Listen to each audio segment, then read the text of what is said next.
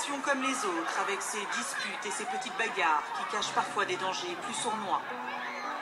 Dans toutes les écoles de France, des élèves sont martyrisés tous les jours par leurs camarades. Ils sont victimes de harcèlement collectif. Un enfant sur 10 est concerné par le harcèlement dans la cour de son établissement scolaire en France. Un rapport qui fait état d'une augmentation inquiétante du nombre de cas de violence à l'école. Petite Émilie, 6 ans et demi, est l'unique fille d'une famille reconstruite. Une mère pour qui elle est toute sa vie, et un beau-père qu'elle aime comme si elle était de lui. Si gentille, si belle, des yeux comme sorcelle. Pour sa mère, elle en était la prunelle. Elle ne pouvait pas vivre l'une sans elle. Leur relation était devenue plus que fusionnelle.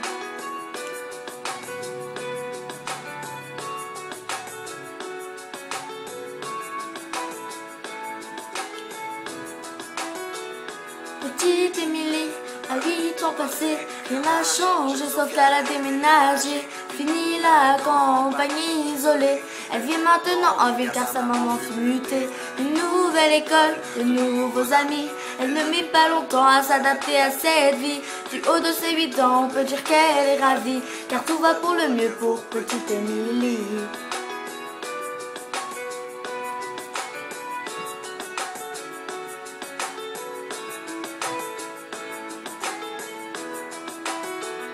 Petite Émilie, à 10 ans était une petite fille comblée. On peut dire que l'école lui plaisait. Bonne élève pour maman, elle en était une fierté. Un peu rondelette, de bonnes petites joues.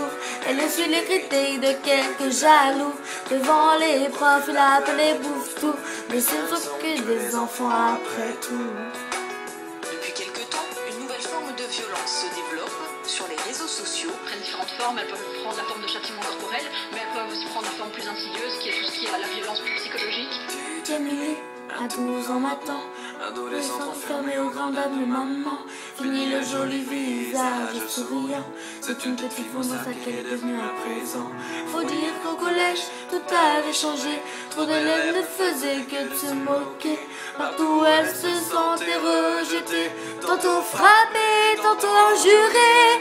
Demandait comment faire face, elle était devenue le sauve-d'alors de la classe. Sur les réseaux sociaux, il l'appela dégueulasse. Des photos d'elle tournées montrant son ventre qui dépasse.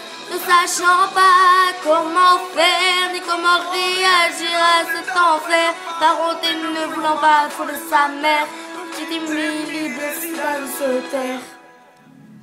Mais un soir de décembre, petite Émilie rentra chez elle dénudée. Ses camarades, tous ensemble, avaient enfermé dans le vestiaire pour la toucher.